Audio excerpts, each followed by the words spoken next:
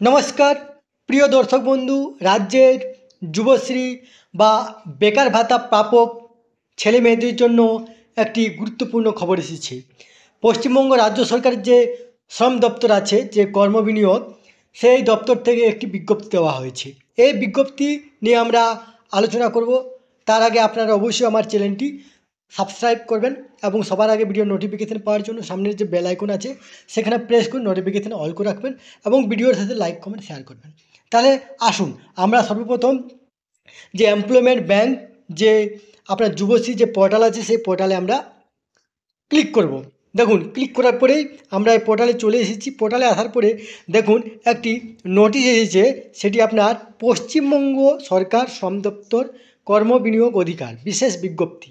যে সকল কর্মপ্রার্থী যুবশ্রী প্রকল্পের মাধ্যমে ভাতা পাচ্ছেন তাদের আগামী 30/1/2025 থেকে 18/2/2025 তারিখের মধ্যে অবশ্যই অ্যানেক্সার 3 ফর্মটি অনলাইনে সাবমিট অ্যানেক্সার 3 লিঙ্কের মাধ্যমে জমা দিতে অনুরোধ করা হচ্ছে।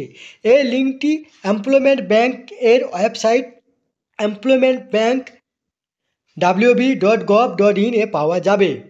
এই বিষয়ে তারা নিকটতম এমপ্লয়মেন্ট এক্সচেঞ্জের সাহায্য নিতে পারেন। এই পরিষেবা তথ্যমিত্র কেন্দ্র ও বাংলা সহায়তা কেন্দ্র থেকেও পাওয়া যাবে। অর্থাৎ যে সকল ছেলেমেয়েরা যুবশ্রী বা বেকার ভাতা পাচ্ছেন তাদের জন্য এই বিজ্ঞপ্তিটি।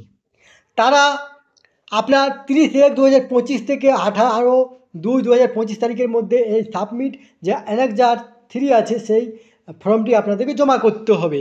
যদি আপনারা নিজেরা মোবাইল থেকে করেন তাহলে এই যে যুবশ্রী পোর্টাল আছে এমপ্লয়মেন্ট যে ব্যাংক যে wb.gov.in এই সাইটে গিয়ে সেই পোর্টাল খুলে নিয়ে আপনারা সাবমিট করতে পারেন। সেটি কিন্তু আপনার 30/1/2025 তারিখ থেকে এইটি পাওয়া যাবে। এখন পাওয়া যাচ্ছে না, সাবমিট অ্যানেক্সার 3 যে লিঙ্কটি সেটা পাওয়া যাচ্ছে না, সেটি 30/1/2025 থেকে পাওয়া যাবে 18/2/2025। বা যাদের অসুবিধা হবে, যারা আপনারা অনলাইনে কাজটা করতে পারবেন না, তারা আপনাদের যে কাছাকাছি তথ্যমিত্র কেন্দ্র আছে বা বাংলা সহায়তা কেন্দ্র আছে সেখান থেকে আপনারা এই যে অ্যানেক্সার যে 3 ফর্মটা সেটা সাবমিট করবেন।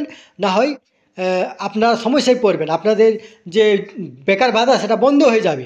এই ধরনের তথ্য পেতে আপনারা অবশ্যই আমার চ্যানেলটি সাবস্ক্রাইব করে রাখবেন। এইরকম তথ্য আপনাদের অবশ্যই অবগত করানো হবে। এই তথ্যটি আপনাদের সাথে শেয়ার করলাম। সুস্থ থাকুন, ভালো থাকবেন, ধন্যবাদ।